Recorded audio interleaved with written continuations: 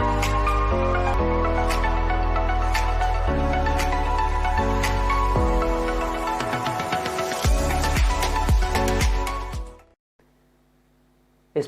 ബോണ്ടിലേക്ക് എല്ലാ കൂട്ടുകാർക്കും സ്വാഗതം. കഴിഞ്ഞ വീഡിയോയിൽ നമ്മൾ 7 ചാപ്റ്റേഴ്സിൻ്റെ റിവിഷനാണ് നടത്തിയിരുന്നത്. വളരെ വേഗതയിൽ പറഞ്ഞു പോയതാണ്. അപ്പോൾ ഒരുവിധം പഠിച്ചു കഴിഞ്ഞിരിക്കുന്ന കുട്ടികളെ സംബന്ധിച്ച് ഒരു തവണ കൂടി കേൾക്കാൻ അധികം നേരം ഉപയോഗിക്കാതെ 1 മണിക്കൂർ സമയമാണ് നമ്മൾ നേരത്തെ ഉപയോഗിച്ചത്. 1 മണിക്കൂർ കൊണ്ടാണ് വലിയ 7 ചാപ്റ്റേഴ്സിൻ്റെ മെയിൻ പോയിൻറ്റ്സ് എല്ലാം പറഞ്ഞത്. ഈ വീഡിയോയിൽ അരമണിക്കൂർ സമയമാണ് നമ്മൾ ഉദ്ദേശിക്കുന്നത്. ഈ സമയത്തിനുള്ളിൽ വീണ്ടും അടുത്ത 7 ചാപ്റ്റർ കൂടി പറയുകയാണ്.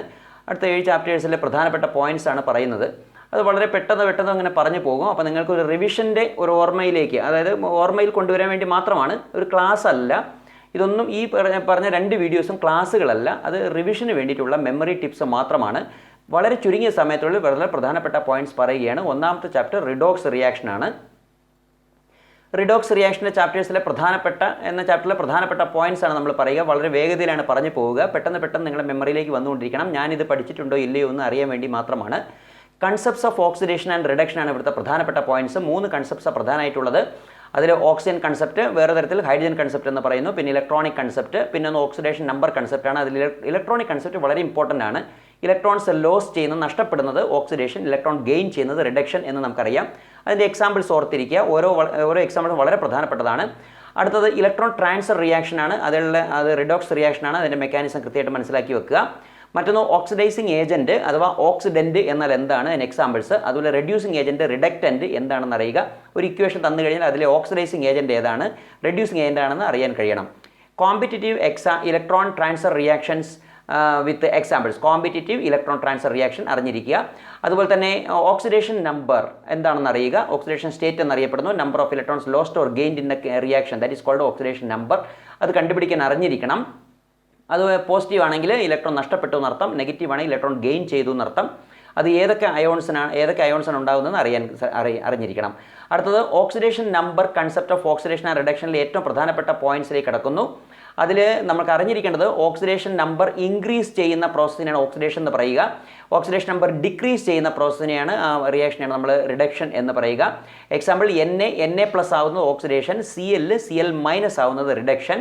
അപ്പോൾ മിക്കവാറും ഇലക്ട്രോൺ ഗെയിൻ ചെയ്യുന്നത് തന്നെയാണ് റിഡക്ഷൻ എന്നറിയപ്പെടുന്നത്.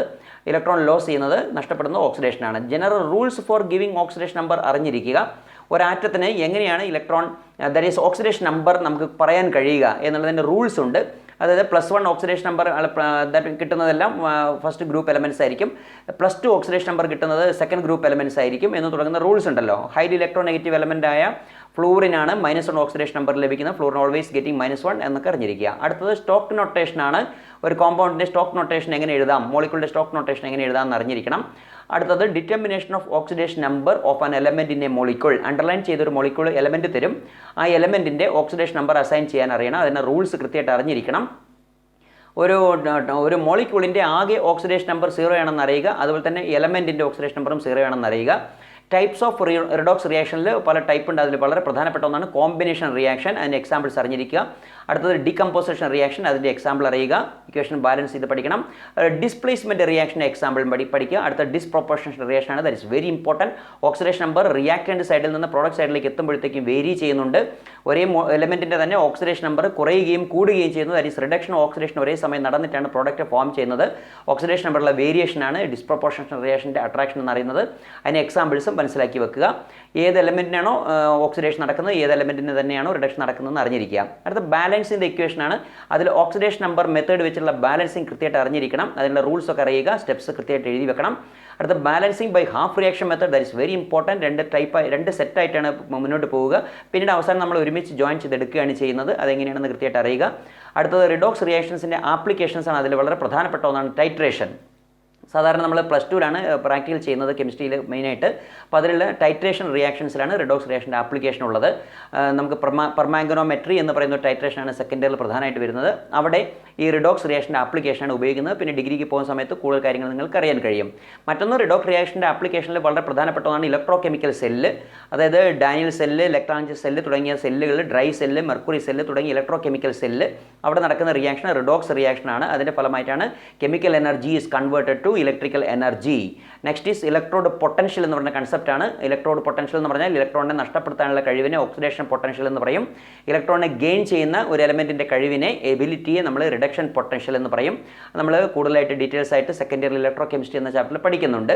ഓരോ എലമെൻറ്റിനും ഇലക്ട്രോണെ കൊടുക്കാനും നേടാനുമുള്ള കഴിവിനെയാണ് ഇലക്ട്രോഡ് പൊട്ടൻഷ്യൽ എന്ന് പറയുന്നത്. അതിൻ്റെ ബേസിലാണ് നമ്മൾ ഇലക്ട്രോ കെമിക്കൽ സെല്ല് സെറ്റ് ചെയ്യുന്നത് എന്നുകൂടി മനസ്സിലാക്കുക. സിങ്കിന് ഇലക്ട്രോണെ കൊടുക്കാൻ കഴിവ് കൂടുതലാണ്, എന്നാൽ കോപ്പറിന് ഇലക്ട്രോൺ ഗെയിൻ ചെയ്യാനാണ് കഴിവ്. Next chapter is hydrogen. That is very important. അതിൽ ഒക്കറൻസ് ഓഫ് ഹൈഡ്രജൻ പഠിച്ചിരിക്കുക. അതുപോലെ തന്നെ പീരിയോഡിക് ടേബിളിൽ ഹൈഡ്രജൻ്റെ പൊസിഷനിൽ വ്യത്യാസമുണ്ട്. അത് ഫസ്റ്റ് ഗ്രൂപ്പിലും വെക്കുന്നുണ്ട്, 17th ഗ്രൂപ്പിലും വെക്കുന്നുണ്ട്. ആ വ്യത്യാസം എന്താണെന്ന് മനസ്സിലാക്കാൻ ശ്രമിക്കുക. കൃത്യമായിട്ട് അറിയണം എന്താണ് പൊസിഷനിലെ പ്രോബ്ലം എന്നുള്ളത്. അടുത്ത ഐസോടോപ്സ് ഓഫ് ഹൈഡ്രജൻ ആണ്. ഹൈഡ്രജൻ്റെ ഐസോടോപ്സ് ഏതൊക്കെയെന്ന് അറിയുക. ലബോറട്ടറി പ്രിപ്പറേഷൻ ഓഫ് ഡൈഹൈഡ്രജൻ H2ൻ്റെ പ്രിപ്പറേഷൻ നന്നായിട്ട് മനസ്സിലാക്കുക, ഇക്വേഷൻ എഴുതി പഠിക്കണം. അടുത്ത കൊമേഴ്സ്യൽ പ്രിപ്പറേഷൻ ഓഫ് ഡൈഹൈഡ്രജൻ ആണ്. ധാരാളം ആവശ്യമുണ്ട് ഹൈഡ്രജന്, കാരണം ഹൈഡ്രജൻ പുതിയ വാഗ്ദാനമാണ്, ഭാവിയിലെ പുതിയ ഒരു ഫ്യൂവലാണ്. അടുത്ത ഹൈഡ്രജൻ്റെ പ്രോപ്പർട്ടീസാണ്. ഏതൊക്കെ പ്രോപ്പർട്ടീസാണ്? അതിൽ പ്രധാനപ്പെട്ട ഫിസിക്കൽ പ്രോപ്പർട്ടീസ് ഏതൊക്കെയാണ്, കെമിക്കൽ പ്രോപ്പർട്ടീസ് ഏതൊക്കെയാണ്? കെമിക്കൽ പ്രോപ്പർട്ടീസിൽ തന്നെ action on non metal, action on metal, action on oxides and metal ions, action on carbon monoxide, then hydrogenation. ഇത്രയും റിയാക്ഷൻസ് ഇക്വേഷൻ എഴുതി പഠിക്കുക. പിന്നെ യൂസ് ഓഫ് ഡൈഹൈഡ്രജൻ ആണ്, അതും നന്നായിട്ട് മനസ്സിലാക്കാൻ ശ്രമിക്കുക. ഹൈഡ്രജൻ്റെ യൂസൊക്കെ എല്ലാവർക്കും അറിയാം, കുറേയൊക്കെ ബാക്കി കൂടി പഠിക്കുക. പിന്നെ ഹൈഡ്രൈഡ്സ് 3 തരം: സലൈൻ ഹൈഡ്രൈഡ്സ് അഥവാ ionic hydrides, metallic hydrides or industrial hydride, പിന്നെ കോവലൻ്റ് ഹൈഡ്രൈഡ്. അതിൻ്റെ ഫോർമേഷനും എക്സാമ്പിൾസും നന്നായി മനസ്സിലാക്കുക, പ്രോപ്പർട്ടീസും ഡിഫറൻസും കൃത്യമായിട്ട് അറിയുക, എന്തൊക്കെയാണ് യൂസ് എന്നൊക്കെ മനസ്സിലാക്കുക. പിന്നെ വാട്ടറാണ്, അതിൻ്റെ സ്ട്രക്ചർ നമുക്കറിയാം, പ്രോപ്പർട്ടീസ് നന്നായി പഠിക്കണം, ഫിസിക്കൽ പ്രോപ്പർട്ടീസ് നമുക്കറിയാം. പിന്നെ കെമിക്കൽ പ്രോപ്പർട്ടീസാണ് ഏറ്റവും പ്രധാനപ്പെട്ടത്. കെമിക്കൽ പ്രോപ്പർട്ടീസിലേക്ക് കയറുന്ന സമയത്ത് ആംഫോറ്ററിക് നേച്ചർ കാണുന്നുണ്ട്, പിന്നെ ഓക്സിഡേഷൻ ആൻഡ് റിഡക്ഷൻ, പിന്നെ ഹൈഡ്രേറ്റുകളെ കുറിച്ച് അറിയണം. അതോടൊപ്പം തന്നെ ഹൈഡ്രോളിസിസ് എന്ന് പറഞ്ഞ പ്രോസസ്സിനെ കുറിച്ചും കൃത്യമായിട്ട് മനസ്സിലാക്കാൻ ശ്രമിക്കുക. പിന്നെ ഹാർഡ് വാട്ടറും സോഫ്റ്റ് വാട്ടറുമാണ്. ഹാർഡ്നെസ്സിന് റീസൺ എന്താണ്, ഏതൊക്കെ ടൈപ്പ് ഹാർഡ്നെസ് ഉണ്ട്, ടെമ്പററി ഉണ്ട്, പെർമനൻ്റ് ഉണ്ട്. ടെമ്പററി ഹാർഡ്നെസ്സിൻ്റെ കാരണം എന്താണ്, അതിൻ്റെ മെത്തേഡ്സ് എങ്ങനെയാണ്, ഹാർഡ്നെസ് എങ്ങനെ റിമൂവ് ചെയ്യാനുള്ള മെത്തേഡ് പഠിക്കുക. അതുപോലെ തന്നെ പെർമനൻ്റ് ഹാർഡ്നെസ്സിൻ്റെ കാരണം എന്താണ്, റീസൺ എന്താണ്, അതുപോലെ പെർമനൻ്റ് ഹാർഡ്നെസ് റിമൂവ് ചെയ്യാനുള്ള മെത്തേഡ്സ് ഏതൊക്കെയാണെന്ന് അറിഞ്ഞിരിക്കണം. That is very very important. Cations Ca2+ Mg2+ ആണ് ഹാർഡ്നെസ്സിന് കാരണം. അതുപോലെ തന്നെ ഹാർഡ്നെസ്സിന് കാരണമായ പെർമനൻ്റ് ഹാർഡ്നെസ്സിന് കാരണമായ ആനയോൺസ് ക്ലോറൈഡുകളും സൾഫേറ്റുകളുമാണ്. എന്നാൽ ടെമ്പററി ഹാർഡ്നെസ്സിന് കാരണമായ ആനയോൺ എന്ന് പറഞ്ഞാൽ ബൈകാർബണേറ്റ് ആണ്. അപ്പോൾ അതിനെ റിമൂവ് ചെയ്യുന്ന ഓരോ അയോൺസിനെയും റിമൂവ് ചെയ്യുന്ന ഡിഫറെൻറ്റ് മെത്തേഡ്സ് ഉണ്ട്, അതൊക്കെ നന്നായിട്ട് പഠിക്കുക. പിന്നെ ഹെവി വാട്ടർ എന്ന് പറയുന്നത് D2O ആണ്. ഹൈഡ്രജൻ്റെ ഐസോട്ടോപ്പായ ഡ്യൂട്ടീരിയത്തിൻ്റെ ഓക്സൈഡാണ് D2O. അതിൻ്റെ ആപ്ലിക്കേഷനും പ്രിപ്പറേഷൻ മെത്തേഡും നന്നായിട്ട് മനസ്സിലാക്കുക. പിന്നെ ഹൈഡ്രജൻ എക്കോണമി നമ്മൾ നേരത്തെ ചർച്ച ചെയ്താണ്. ഭാവിയിലെ ഫ്യൂച്ചറിലെ ഫ്യൂവലാണ് ഹൈഡ്രജൻ, അത് കൃത്യമായിട്ട് അറിയുക. അതുപോലെ തന്നെ ഹൈഡ്രജൻ പെറോക്സൈഡ് ഇമ്പോർട്ടൻ്റ് ആണ്. അതിൽ പ്രിപ്പറേഷനും പ്രോപ്പർട്ടീസും അറിഞ്ഞിരിക്കുക, പ്രോപ്പർട്ടീസിൽ ഫിസിക്കലും കെമിക്കലും അറിഞ്ഞിരിക്കണം. പിന്നെ ഹൈഡ്രജൻ പെറോക്സൈഡിൻ്റെ acidic nature, oxidising character, reducing nature, bleaching action, അത് വളരെ ഇമ്പോർട്ടൻ്റ് ആണ്. അതോടൊപ്പം തന്നെ ഡീകമ്പോസിഷൻ, സ്റ്റോറേജ് ചെയ്യുന്ന സമയത്ത് പ്രശ്നങ്ങളൊക്കെ ഉണ്ടാകുന്നുണ്ട്, അതിൻ്റെ കാരണം എന്താണെന്ന് അറിയുക. പിന്നെ സ്ട്രക്ചറും ഹൈഡ്രജൻ പെറോക്സൈഡിൻ്റെ സ്ട്രക്ചറും യൂസസും വളരെ ഇമ്പോർട്ടൻ്റ് ആണ്. ഓപ്പൺ ബുക്ക് സ്ട്രക്ചറാണ് H2O2 അതിൻ്റെ യൂസസും പിന്നെ ഹൈഡ്രജൻ പെറോക്സൈഡിൻ്റെ സ്ട്രക്ചറും കൃത്യമായിട്ട് മനസ്സിലാക്കുക. അതുപോലെ അടുത്ത ചാപ്റ്ററിലേക്ക് കിടക്കുന്ന സമയത്ത് പി ബ്ലോക്ക് എലമെൻറ്റ്സ് ആണ്. അതിൽ ആൽക്കലി മെറ്റൽസ് എന്നാണ് നമ്മൾ തുടങ്ങുന്നത്. ആൽക്കലി മെറ്റൽസിൽ ഏതൊക്കെയാണെന്ന് അറിയാലോ? ശരി. Ionisation enthalpy, electro positive nature, reducing property, hydration enthalpy, standard electrode potential, flame colour, ഇത്രയും അറിഞ്ഞിരിക്കണം. Potassium, sodium, potassium, rubidium, caesium, francium തുടങ്ങിയ എലമെൻസിൻ്റെയാണ് ഈ പ്രോപ്പർട്ടീസ് പറയുന്നത്. അതിൻ്റെ ഗ്രഡേഷൻ, ഗ്രൂപ്പിലെ താഴേക്ക് വരുന്നവരും എങ്ങനെ വേരിയേഷൻ വരുന്നതെന്നൊക്കെ അറിഞ്ഞിരിക്കാം. അടുത്ത chemical properties of alkali metals ആണ്, അതറിയുക. പിന്നെ മറ്റൊന്ന് റിയാക്ഷൻ വിത്ത് വാട്ടർ, അത് കെമിക്കൽ പ്രോപ്പർട്ടീസിൽ reaction with water, hydrogen, reaction with oxygen, reaction with halogen, എങ്ങനെയൊക്കെയാണ് ആൽക്കലി മെറ്റൽസ് റിയാക്ട് ചെയ്യുന്നതെന്ന് അറിയുക. പിന്നെ alkali metal solution in liquid ammonia എന്ന് പറഞ്ഞ കൺസെപ്റ്റ് ഉണ്ട്, അത് അറിഞ്ഞിരിക്കണം. അതായത് അമോണിയേറ്റഡ് ഇലക്ട്രോൺ ഫോം ചെയ്യുന്ന ഒരു ബ്ലൂ കളർ ഫോം ചെയ്യുന്നുണ്ട്, അതെങ്ങനെയാണെന്ന് അറിയുക, ഇക്വേഷൻ എഴുതി പഠിക്കുക. പിന്നെ ആൽക്കലി മെറ്റൽസിൻ്റെ യൂസസ് ആണ്, ഓരോന്നിൻ്റെയും യൂസസ് കൃത്യമായിട്ട് അറിയാൻ കഴിയണം, മനസ്സിലാക്കാൻ ശ്രമിക്കുക. അടുത്തത് കോമ്പൗണ്ട്സ് ഓഫ് ആൽക്കലി മെറ്റൽസ് ആണ്. ആൽക്കലി മെറ്റൽസിൻ്റെ കോമ്പൗണ്ട്സിൽ പ്രധാനപ്പെട്ടത് ഓക്സൈഡ്സ് ഉണ്ട്, പിന്നെ halides, hydroxides, salts of oxo acids അറിഞ്ഞിരിക്കുക. അനോമലസ് ബിഹേവിയർ ഓഫ് ലിഥിയം നമുക്കറിയാം. ലിഥിയം വളരെ സ്മോൾ എലമെൻ്റ് ആണ്, ആ ഗ്രൂപ്പിലെ ചെറിയ ആറ്റമാണ്, അതുകൊണ്ട് തന്നെ അനോമലസ് പ്രോപ്പർട്ടീസ് കാണിക്കും. മറ്റ് എലമെൻസിനെ അപേക്ഷിച്ച് ചെറിയ സൈസാണ്. പിന്നെ ഹൈ ഇലക്ട്രോ നെഗറ്റിവിറ്റിയാണ്. അതുകൊണ്ട് തന്നെ അനോമലസ് പ്രോപ്പർട്ടി കാണിക്കും, അത് ഏതൊക്കെയാണെന്ന് പഠിക്കുക. പിന്നെ ലിഥിയത്തിന് തൊട്ടടുത്ത ഗ്രൂപ്പിലെ മഗ്നീഷ്യവുമായിട്ട് ഡയഗണൽ റിലേഷൻഷിപ്പ് ഉണ്ട്. ആ ഡയഗണൽ റിലേഷൻഷിപ്പിൻ്റെ റീസൺ എന്താണ്, പിന്നെ ഏതൊക്കെയാണ് ഡയഗണൽ റിലേഷൻഷിപ്പായിട്ട് പറയുന്നത്, മിനിമം ഒരു 3 ഡയഗണൽ റിലേഷൻഷിപ്പിലും പഠിച്ചിരിക്കണം. അടുത്തത് സോഡിയത്തിൻ്റെയും പൊട്ടാസ്യത്തിൻ്റെയും ബയോളജിക്കൽ ഇമ്പോർട്ടൻസ് ആണ്, വളരെ ഇമ്പോർട്ടൻ്റ് ആണ്. അതുപോലെ തന്നെ സോഡിയത്തിൻ്റെ കോമ്പൗണ്ട്സിൽ വാഷിംഗ് സോഡ NA2CO3 അതിൻ്റെ പ്രിപ്പറേഷനും പ്രോപ്പർട്ടീസും യൂസസും വളരെ നന്നായിട്ട് പഠിക്കുക. പിന്നെ അടുത്ത കോമ്പൗണ്ട് സോഡിയത്തിൻ്റെ നെക്സ്റ്റ് കോമ്പൗണ്ട് എന്ന് പറയുന്നത് കോസ്റ്റിക് സോഡയാണ്, ദാറ്റ് ഈസ് NaOH പ്രിപ്പറേഷനും പ്രോപ്പർട്ടീസും യൂസും നന്നായിട്ട് മനസ്സിലാക്കുക. അതുപോലെ തന്നെ ബേക്കിംഗ് സോഡ NaHCO3 അതുപോലെ NaCl ഇതിൻ്റെയും പ്രിപ്പറേഷനും പ്രോപ്പർട്ടീസും യൂസസും അറിഞ്ഞിരിക്കണം. ഇക്വേഷൻ എഴുതി പഠിക്കണം, ബാലൻസ്ഡ് ഇക്വേഷൻ വേണം. As alkali metals, alkaline earth മെറ്റൽസിനും ഇതേപോലത്തെ പ്രോപ്പർട്ടീസ് ഒക്കെ ഉണ്ട്. നേരത്തെ നമ്മൾ കണ്ട ഗ്രഡേഷൻ, പീരിയോഡിക് ടേബിളിലുള്ള ഗ്രൂപ്പിലുള്ള ഗ്രഡേഷനൊക്കെ ആൽക്കലൈൻ എർത്ത് മെറ്റൽസിന് ബാധകമാണ്. ബെർലിയം, മഗ്നീഷ്യം, കാൽഷ്യം തുടങ്ങിയ എലമെൻസിന്. അതുപോലെ ആൽക്കലൈൻ എർത്ത് മെറ്റൽസിൻ്റെ കോമ്പൗണ്ട്സും വളരെ ഇമ്പോർട്ടൻ്റ് ആണ്. അതിൽ ഓക്സൈഡ്സും ഹൈഡ്രോക്സൈഡ്സും വളരെ ഇമ്പോർട്ടൻ്റ് ആണ്. മഗ്നീഷ്യം ഓക്സൈഡ്, കാൽസ്യം ഓക്സൈഡ് ഇതൊക്കെ അറിഞ്ഞിരിക്കുക. അതുപോലെ ഹാലൈഡ്സ്, കാൽസ്യം ക്ലോറൈഡിനെ പോലത്തെ ഹാലൈഡ്സ്, കാൽസ്യം സൾഫേറ്റ് പോലത്തെ സൾഫേറ്റുകൾ, നൈട്രേറ്റുകൾ, കാർബണേറ്റുകൾ ഇതൊക്കെ വളരെ ഇമ്പോർട്ടൻ്റ് ആണ്. പിന്നെ ബെർലിയം ആ ഗ്രൂപ്പിലെ ഏറ്റവും ചെറിയ ആളാണ്, അതുകൊണ്ട് അനോമലസ് ബിഹേവിയർ കാണിക്കാനുള്ള കഴിവുണ്ട്. അനോമലസ് പ്രോപ്പർട്ടീസ് എന്തൊക്കെയാണെന്ന് അറിഞ്ഞിരിക്കണം. അതിൻ്റെ റീസൺ നമുക്കറിയാം, നേരത്തെ ചർച്ച ചെയ്തപ്പോൾ തന്നെ ലിഥിയത്തിൻ്റെ പോലെ തന്നെയാണ്. പിന്നെ ബെർലിയത്തിന് തൊട്ടടുത്ത ഗ്രൂപ്പിലെ 13th ഗ്രൂപ്പിലെ അലുമിനിയവുമായിട്ട് ഡയഗണൽ റിലേഷൻഷിപ്പ് കാണിക്കാൻ കഴിവുണ്ട്. ഏതൊക്കെയാണ് ഡയഗണൽ റിലേഷൻഷിപ്പ്, അതിൻ്റെ കോമ്പൗണ്ട്സ് ഏതൊക്കെയാണ്, അതിൻ്റെ റീസൺ എന്തൊക്കെയാണെന്ന് കൃത്യമായിട്ട് മനസ്സിലാക്കുക. മിനിമം 3 ഡയഗണൽ റിലേഷൻഷിപ്പെങ്കിലും പഠിച്ചു വെക്കുക. അതുപോലെ അടുത്തത് കോമ്പൗണ്ട്സ് ഓഫ് കാൽസ്യമാണ്. അതിൽ തന്നെ കാൽസ്യം ഓക്സൈഡിൻ്റെ പ്രിപ്പറേഷനും പ്രോപ്പർട്ടീസും യൂസസും മനസ്സിലാക്കുക. കാൽസ്യം ഹൈഡ്രോക്സൈഡിൻ്റെ പ്രിപ്പറേഷനും പ്രോപ്പർട്ടീസും യൂസും അറിഞ്ഞിരിക്കുക. കാൽസ്യം കാർബണേറ്റ് CaCO3ൻ്റെ പ്രിപ്പറേഷനും പ്രോപ്പർട്ടീസും യൂസസും അറിഞ്ഞിരിക്കണം. പിന്നെ ജിപ്സം പ്ലാസ്റ്റർ ഓഫ് പാരീസ് വളരെ ഇമ്പോർട്ടൻ്റ് ആണ്. അതിൻ്റെ പ്രിപ്പറേഷനും പ്രോപ്പർട്ടീസും ആപ്ലിക്കേഷൻസും യൂസസും അറിഞ്ഞിരിക്കുക. പ്ലാസ്റ്റർ ഓഫ് പാരീസിൻ്റെ ആപ്ലിക്കേഷൻസ് ഒക്കെ നമുക്കറിയാം. കൈ ഒടിഞ്ഞാൽ അല്ലെങ്കിൽ എല്ലുകളൊക്കെ പൊട്ടിയിട്ടുണ്ടെങ്കിൽ, ബ്രംസൺ സംഭവിച്ചിട്ടുണ്ടെങ്കിൽ, ഡിസ്ലൊക്കേഷനൊക്കെ ഉണ്ടെങ്കിൽ അത് കറക്റ്റ് ചെയ്യുന്നതിന് വേണ്ടിയിട്ട് പ്ലാസ്റ്റർ ചെയ്യുന്നുണ്ട്. അതിൻ്റെ കാര്യങ്ങളൊക്കെ അറിഞ്ഞിരിക്കുക. അതൊരു സ്റ്റാച്ചു ഉണ്ടാക്കുന്നുണ്ട്. പിന്നെ നെക്സ്റ്റ് സിമെൻ്റ് ആണ്. സിമെൻറ്റിൻ്റെ കോമ്പോസിഷനും മാനുഫാക്ചർ മെത്തേഡും സെറ്റിങ്ങും കൃത്യമായിട്ട് അറിഞ്ഞിരിക്കണം. അതുപോലെ കാൽസ്യത്തിൻ്റെയും മഗ്നീഷ്യത്തിൻ്റെയും ബയോളജിക്കൽ ഇമ്പോർട്ടൻസും ഈ ചാപ്റ്ററിൽ വളരെ പ്രധാനപ്പെട്ട പോയിൻ്റാണ്. ഇത്രയും കാര്യങ്ങളാണ് പ്രധാനമായിട്ട് അവിടെ വരുന്നത്. അടുത്തത് പി ബ്ലോക്ക് എലമെൻറ്റ് എന്ന് പറയുന്ന ചാപ്റ്ററാണ്.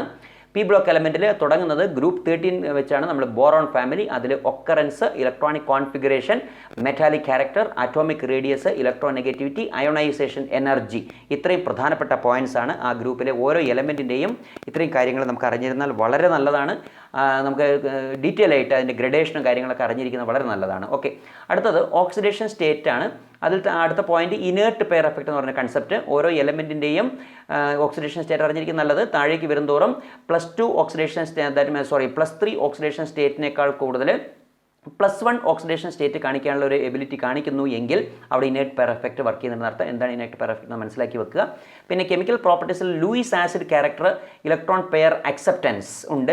ആ ഇലക്ട്രോൺ പെയർ അക്സെപ്റ്റൻസ് എങ്ങനെയാണ് വരുന്നതെന്ന് അറിയണം. ഇലക്ട്രോൺ ഡെഫിഷ്യൻ്റ് കോമ്പൗണ്ട്സ് ഫോം ചെയ്യുന്നു. ലൂയിസ് ആസിഡ് ക്യാരക്ടർ BF3 നല്ല എക്സാമ്പിളാണ്.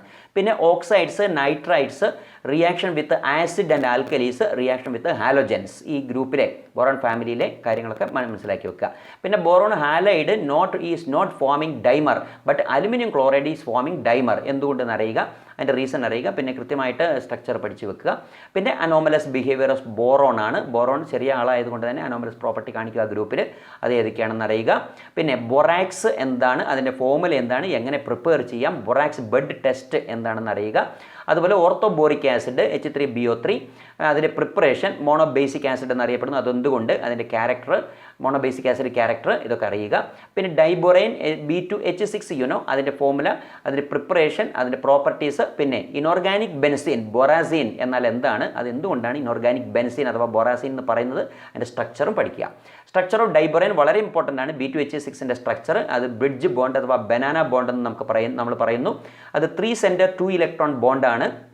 അതെങ്ങനെയാണ് സ്റ്റേബിൾ ആകുന്നത്, ഇലക്ട്രോൺ ഡെഫിഷ്യൻ്റ് ആയിട്ട് കൂടി എങ്ങനെയാണ് B2H6 സ്റ്റേബിൾ ആവുന്നതെന്ന് കൃത്യമായിട്ട് മനസ്സിലാക്കുക. അടുത്തത് uses of boron and aluminium, അത് എഴുതി പഠിക്കുക. ഒരു 2-3 പ്രോപ്പർട്ടീസെങ്കിലും 3 യൂസെങ്കിലും അറിഞ്ഞിരിക്കുക. Next is carbon family. Carbon ഫാമിലിയിലെ ഓരോ ആളുടെയും, carbon, silicon, germanium, tin, lead, അതിൽ ഓരോന്നിൻ്റെയും occurrence, atomic radius, electronegativity, ionisation energy, electronic configuration എന്നിവ അറിഞ്ഞിരിക്കണം. അതിൻ്റെ ഗ്രഡേഷൻ അറിഞ്ഞിരിക്കുക. പിന്നെ reactivity of elements of group 14 വളരെ ഇമ്പോർട്ടൻ്റ് ആണ്. അതിൽ തന്നെ ഏതൊക്കെയാണ് റിയാക്ടിവിറ്റി എന്ന് നോക്കാം. ഓക്സൈഡ് ഫോം ചെയ്യുന്നുണ്ട്, അതുപോലെ reaction with water, reaction with halogen, ഹാലൈഡുകൾ ഫോം ചെയ്യുന്നു, പിന്നെ hydrolysis of halides, that is very important. CCl4 cannot be hydrolyzed but SiCl4 can be hydrolyzed. അവിടെ ഒരു ക്വസ്റ്റ്യൻ വരുന്നുണ്ട്. സിലിക്കൺ ടെട്രാക്ലോറൈഡിനെ ഹൈഡ്രോളൈസ് ചെയ്യാൻ കഴിയുന്നു, എന്നിട്ട് സിലിസിക് ആസിഡ് ഫോം ചെയ്യുന്നു. എന്തുകൊണ്ട്?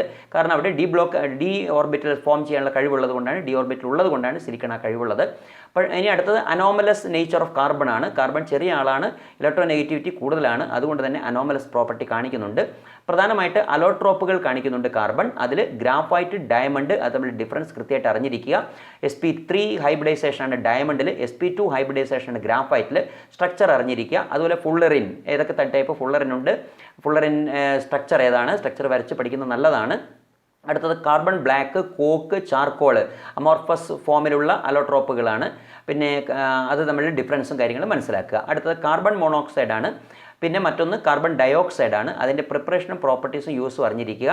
കാർബോണിക് ആസിഡ് ഫോം എന്നാൽ എന്താണ്, കാർബണേറ്റുകൾ, ബൈകാർബണേറ്റുകൾ ഫോം ചെയ്യുന്നത് എങ്ങനെ, ഗ്രീൻ ഹൗസ് എഫക്റ്റ് ഉണ്ടാക്കുന്നത് എങ്ങനെ, carbon dioxide green house effect ഉണ്ടാക്കുന്നത് എങ്ങനെ, അതോടൊപ്പം തന്നെ കാർബൺ ഡയോക്സൈഡിൻ്റെ സ്ട്രക്ചർ എന്താണെന്ന് മനസ്സിലാക്കുക. കാർബൺ മോണോക്സൈഡ് ഇതുപോലെ തന്നെയാണ്, അത് പോയിസണസ് ആണ്, അത് എന്തുകൊണ്ടെന്ന് അറിഞ്ഞിരിക്കണം. അതുപോലെ സിലിക്കൺ ഡയോക്സൈഡിനെ കുറിച്ച് നമുക്ക് അറിഞ്ഞിരിക്കണം. SiO2, അതിൽ SiO-Si ബോണ്ടുകളാണ് ഫോം ചെയ്യുന്നത്, 3 ഡയമെൻഷണൽ നെറ്റ്വർക്കാണ്. പിന്നെ റിയാക്ഷൻ വിത്ത് HF, ഹൈഡ്രോഫ്ലോറിക് ആസിഡുമായിട്ട് സിലിക്കൺ ഡയോക്സൈഡ് എങ്ങനെ വർക്ക് ചെയ്യുന്നു, NaOH-മായിട്ട് എങ്ങനെ റിയാക്ട് ചെയ്യുന്നു, സിലിക്ക ജെല്ല് എങ്ങനെ ഫോം ചെയ്യും, കിസൽഗർ എന്ന് പറയുന്നത് എന്താണ്, അതുപോലെ ക്വാർട്സ് എങ്ങനെ ഫോം ചെയ്യുന്നു, ഇത് അറിഞ്ഞിരിക്കുക, അതിൻ്റെ സ്ട്രക്ചർ അറിയുക. പിന്നെ അടുത്തത് സിലിക്കോൺസ് ആണ്. ഓർഗാനോ സിലിക്കൺ പോളിമേഴ്സ് എന്നറിയപ്പെടുന്നു. OSi സ്കെലിട്ടൺ ആണ്, ചെയിനാണ് ഉണ്ടായിരിക്കുക. അതിൽ 2 വാലൻസീസ് വെച്ചിട്ട് ആൽക്കൈൽ ഗ്രൂപ്പുകൾ അഥവാ മീത്തൈൽ ഗ്രൂപ്പുകൾ വെച്ചിട്ടാണ് സബ്സ്റ്റിറ്റ്യൂട്ട് ചെയ്യുന്നത്. അങ്ങനെയാണ് നമുക്ക് ഓർഗാനോ സിലിക്കൺ പോളിമർ കിട്ടുക. അതിൻ്റെ ആപ്ലിക്കേഷനും കെമിസ്ട്രി മനസ്സിലാക്കുക. കെമിക്കലി ഇനേർട്ടാണത്. ഓക്കെ, അടുത്തത് സിലിക്കേറ്റുകളാണ്. സിലിക്കേറ്റുകളുടെ ബേസിക് സ്ട്രക്ചറൽ യൂണിറ്റ് എന്നറിയപ്പെടുന്നത് SiO4 4- ടെട്രാഹെഡ്രൽ യൂണിറ്റ് ആണ്. ഈ സിലിക്കേറ്റ്സിൻ്റെ എക്സാമ്പിൾസും ടൈപ്സും മാൻമെയ്ഡ് സിലിക്കേറ്റ് എന്ന് പറഞ്ഞാൽ എന്താണ്, നാച്ചുറലി ഒക്കറിങ് സിലിക്കേറ്റ്സ് ഉണ്ടോ, അത് ഏതൊക്കെയാണെന്ന് മനസ്സിലാക്കി വെക്കുക. ഒരിക്കൽ കൂടി പറയാം, the basic structural units of silicates എന്നറിയപ്പെടുന്നത് SiO4 4- ടെട്രാഹെഡ്രൽ യൂണിറ്റ് ആണ്. അടുത്ത സിയോലൈറ്റ്സ് ആണ്. അലുമിനിയം സിലിക്കേറ്റുകളാണ് സിയോലൈറ്റുകൾ. സിയോലൈറ്റുകൾ കാറ്റലിസ്റ്റുകളാണ്. പ്രധാനമായിട്ട് പെട്രോകെമിക്കൽ ഇൻഡസ്ട്രിയിൽ ആൽക്കഹോളിനെ ഗ്യാസോലിനാക്കി മാറ്റുന്ന പ്രോസസ്സിൽ കാറ്റലിസ്റ്റായിട്ടാണ് സിയോലൈറ്റ്സ് വർക്ക് ചെയ്യുന്നത്. ഷേപ്പ് സെലക്റ്റീവ് കാറ്റലിസ്റ്റുകളാണ് പ്രധാനമായിട്ട്. ZSM5 സിയോലൈറ്റ് സീവ് മെറ്റീരിയൽ 5 എന്നറിയപ്പെടുന്ന അതിൻ്റെ ട്രേഡ് നെയിമാണ്, ഒരു സിയോലൈറ്റാണ്. അപ്പോൾ സിയോലൈറ്റുകൾ അലുമിനിയം സിലിക്കേറ്റുകളാണെന്ന് അറിഞ്ഞിരിക്കുക. സിലിക്കേറ്റുകൾ തന്നെയാണ്, അത് അലുമിനിയം സിലിക്കേറ്റാണ്, കാറ്റലിസ്റ്റുകളായിട്ട് വർക്ക് ചെയ്യുന്നു. സീവുകളാണ്, ഷേപ്പ് സെലക്റ്റീവ് കാറ്റലിസ്റ്റാണ്, അരിപ്പകളാണ് എന്നും മനസ്സിലാക്കി വെക്കുക. അടുത്തത് 12th ചാപ്റ്ററാണ്, that is organic chemistry, some basic principles. അതിൽ ആദ്യത്തെ പോയിന്റ് എന്ന് പറയുന്നത് വോളർ എന്ന സയൻറ്റിസ്റ്റ് യൂറിയയെ ഉണ്ടാക്കി എന്നുള്ളതാണ്. അമോണിയം സയനേറ്റിൽ നിന്നാണ് യൂറിയ ഉണ്ടാക്കിയത്. അത് ആ പ്രോസസ് വളരെ ഇമ്പോർട്ടൻ്റ് ആണ്. അടുത്തത് Lewis electron dot structure and complete structural formula, condensed formula, bond line formula തുടങ്ങിയതൊക്കെ പഠിക്കണം. അതിൻ്റെ എക്സാമ്പിൾസും ചിലപ്പോൾ പ്രോബ്ലംസ് ചോദിക്കും, അതൊക്കെ കൃത്യമായിട്ട് മനസ്സിലാക്കുക. അടുത്ത 3 ഡയമെൻഷണൽ സ്ട്രക്ചർ റെപ്രസെൻറ്റേഷനാണ്. അതിൽ വെഡ്ജ് ആൻഡ് ഡാഷ് എന്നറിയപ്പെടുന്നു, അതും പഠിച്ചു വെക്കുക. പിന്നെ classification organic compounds open chain എന്നും ക്ലോസ്ഡ് ചെയിൻ എന്നും ക്ലാസിഫൈ ചെയ്യുന്നുണ്ട്. അസൈക്ലിക് ആൻഡ് സൈക്ലിക്, ആ ക്ലാസിഫിക്കേഷൻ അതിൻ്റെ എക്സാമ്പിൾസും അറിഞ്ഞിരിക്കുക. സൈക്ലിക് കോമ്പൗണ്ട്സ് തന്നെ 2 ടൈപ്പ്, ഹോമോസൈക്ലിക്, ആലിസൈക്ലിക്, ആരോമാറ്റിക് ആണ്. പിന്നെ ഹെട്രോസൈക്ലിക്, THF, ഫ്യൂറാൻ, പിരിഡിൻ തുടങ്ങിയ ഹെട്രോസൈക്ലിക് കോമ്പൗണ്ട്സും ഉണ്ട്. അതെന്താണ് ഹെട്രോസൈക്ലിക് എന്ന് അറിയപ്പെടുന്നത് എന്ന് കൃത്യമായിട്ട് മനസ്സിലാക്കുക. അടുത്തത് ആൽക്കൈൽ റാഡിക്കൽസ്, അത് methyl, ethyl, propyl, isopropyl, secondary butyl, tertiary butyl, നിയോപെൻറ്റൈൽ, അതിൻ്റെയൊക്കെ സ്ട്രക്ചർ അറിഞ്ഞിരിക്കുന്നത് നല്ലതാണ്. മീത്തൈൽ എന്ന് പറഞ്ഞാൽ CH3, ഈത്തൈൽ എന്ന് പറഞ്ഞാൽ C2H5. ഓരോ ആൽക്കേനിൽ നിന്ന് ഹൈഡ്രജൻ പോകുമ്പോൾ കിട്ടുന്നതാണ് ആൽക്കൈൽ. അടുത്തത് ഫങ്ഷണൽ ഗ്രൂപ്പുകളാണ്. അതിൻ്റെ ഡെഫിനിഷനും എക്സാമ്പിൾസും അറിഞ്ഞിരിക്കുക. ഫങ്ഷണൽ ഗ്രൂപ്പ് ഏതൊക്കെയാണെന്ന് അറിയാലോ, OH ആൽക്കഹോൾ അറിയാലോ. ഓക്കെ, ഇനി ഹോമലോഗസ് സീരീസ് ആണ്. ഹോമലോഗസ് സീരീസിൻ്റെ ഡെഫിനേഷൻ അറിയുക. CH2 വ്യത്യാസം വരുന്ന ഒരേ ഫാമിലിയിൽ 2 അഡ്ജസൻറ്റ് മെമ്പേഴ്സിനെയാണ് ഹോമലോഗുകൾ എന്ന് പറയുക. എക്സാമ്പിൾസ് അറിഞ്ഞിരിക്കുക. അത് ഏത് ഫങ്ഷണൽ ഗ്രൂപ്പ് ഉള്ളതിലും എക്സാമ്പിൾസ് ഉണ്ട്, അറിഞ്ഞിരുന്നാൽ മതി. അടുത്ത IUPAC നോമൻക്ലേച്ചർ ഓഫ് കോമ്പൗണ്ട്സ്, അതിൽ സ്ട്രെയിറ്റ് ചെയിൻ, ബ്രാഞ്ച്ഡ് ചെയിൻ, ആൽക്കേനുകളെ കുറിച്ചാണ് ആദ്യമായിട്ട് പഠിക്കേണ്ടത്. അതിൻ്റെ റൂൾസ് കൃത്യമായിട്ട് അറിയുക. കുറേ എക്സാമ്പിൾസ് വർക്കൗട്ട് ചെയ്ത് നോക്കണം. പിന്നെ IUPAC നോമൻക്ലേച്ചർ ഓഫ് ആൽക്കീൻസും ആൽക്കൈൻസും, ഇവിടുന്ന് എക്സാമിന് ക്വസ്റ്റ്യൻ ചോദിക്കാറുണ്ട്. ആൽക്കേനുകളെക്കാൾ കോംപ്ലിക്കേറ്റഡ് ആണ് ആൽക്കീനും ആൽക്കൈനും, അത് മനസ്സിലാക്കുക. പിന്നെ functional group ol, al, oic acid, പിന്നെ ഓൺ, കീറ്റോൺ, ഇതൊക്കെ വരുന്ന കോമ്പൗണ്ട്സ് ഉണ്ടാവും. അതിൻ്റെ നോമൻക്ലേച്ചറും അവയുടെയൊക്കെ നോമൻക്ലേച്ചറും അതിൻ്റെ റൂൾസും കൃത്യമായിട്ട് മനസ്സിലാക്കി വെക്കുക. അതിൽ തന്നെ ഫങ്ഷണൽ ഗ്രൂപ്പ് വരുന്ന സമയത്ത് ചിലപ്പോൾ പിന്നെ ഓയിക് ആസിഡ് ഉണ്ടായിരിക്കും, ദാറ്റ് ഈസ് കാർബോക്സിലിക് ആസിഡ് ആയിരിക്കും, അതിൽ ഓൾ ഉണ്ടായിരിക്കും. എങ്കിൽ അതിന് നമുക്ക് ഏതാണ് കൂടുതൽ പ്രിഫറൻസ് കൊടുക്കേണ്ടതെന്ന് അറിഞ്ഞിരിക്കണം. If more than one functional groups are present then how to name അതറിയാൻ അതിന് വേണ്ടിയിട്ടാണ് നമ്മൾ ഈ പ്രിഫറൻസ് ഓർഡർ പഠിക്കുന്നത്. അപ്പോൾ priority order of functional group അറിഞ്ഞിരിക്കണം. COOHും OHും ഉണ്ടെങ്കിൽ COOHനാണ് പ്രയോറിറ്റി കൊടുക്കുക. അതായത് ഓയിക് ആസിഡ് എന്നാണ് ആ പാരൻറ്റ് വരുന്നത്, ഓർത്തിരിക്കുക. പിന്നെ അടുത്തത് നോമൻക്ലേച്ചർ ഓഫ് ആലിസൈക്ലിക് കോമ്പൗണ്ട്സ് ആണ് സൈക്ലോ ആൽക്കെയിൻസ്, അതായത് സൈക്ലോപ്രോപ്പൈൻ, സൈക്ലോബ്യൂട്ടൈൻ, സൈക്ലോപെൻറ്റൈൻ, സൈക്ലോഹെക്സൈൻ തുടങ്ങിയ ആലിസൈക്ലിക് കോമ്പൗണ്ട്സിനെ കുറിച്ചും അറിയുക. പിന്നെ നോമൻക്ലേച്ചർ ഓഫ് ആരോമാറ്റിക് കോമ്പൗണ്ട്സ് ആണ്, അത് ബെൻസീൻ, നൈട്രോബെൻസീൻ ഇതൊക്കെ ഓർത്തിരിക്കുക. Next is isomerism, that is known tube, 10ാം ക്ലാസ്സിൽ പഠിച്ചതാണ്. എന്നിരിക്കലും ഐസോമറിസം നന്നായിട്ട് ഓർമ്മ വേണം. 2 ടൈപ്പ് ഐസോമറിസാണ് പ്രധാനമായിട്ടുള്ളത്. ഏതൊക്കെയാണെന്ന് അറിയാലോ? Structural and stereo. സ്ട്രക്ചറിൽ പ്രധാനമായിട്ട് 4 എണ്ണം: chain isomerism, position isomerism, functional isomerism and metamerism. അതിൽ മെറ്റാമറിസം വളരെ ഇമ്പോർട്ടൻ്റ് ആണ്. ഈഥേഴ്സ് നല്ല എക്സാമ്പിൾസ് ആണ്, ഓർത്തിരിക്കുക. പിന്നെ സ്റ്റീരിയോ ഐസോമറിസത്തിൽ ജിയോമെട്രിക്കൽ ഐസോമറിസം എന്നും ഒപ്റ്റിക്കൽ ഐസോമറിസം 2 ടൈപ്പ് ഉണ്ട്. അതിൽ ജിയോമെട്രിക്കൽ ഐസോമറിസം നമുക്ക് ഇപ്രാവശ്യം പഠിക്കാനുള്ളൂ. ജിയോമെട്രിക്കൽ ഐസോമറിസിൽ നമ്മൾ സിസ്ട്രാൻസ് ഐസോമറിസം ഓർത്തിരിക്കുക. ആൽക്കീനുകളിൽ ഒരേ ടൈപ്പ് റിയേജൻസ് ഗ്രൂപ്പ് ഒരേ സൈഡിൽ വന്നാൽ സിസ് എന്ന് പറയും. സെയിം ഗ്രൂപ്പ്സ് ഓൺ ഓപ്പോസിറ്റ് സൈഡ്സിൽ വന്നാൽ ട്രാൻസ് ഐസോമർ എന്നാണ് പറയുക. Next is very important, that is called reaction mechanism. Reaction mechanism പഠിക്കുന്നത് വളരെ ഇമ്പോർട്ടൻ്റ് ആണ്. കാരണം നമ്മൾ ഫ്യൂച്ചറിലൊക്കെ ആവശ്യമുള്ളതാണ്. റിയാക്ഷനെ ഓരോ സ്റ്റെപ്പും എങ്ങനെയാണെന്ന് അറിയുന്നതാണ്. അതിൽ പ്രധാനപ്പെട്ടത് ഇലക്ട്രോൺ ഡിസ്പ്ലേസ്മെൻറ്റ് എഫക്ട്സ് ആണ്.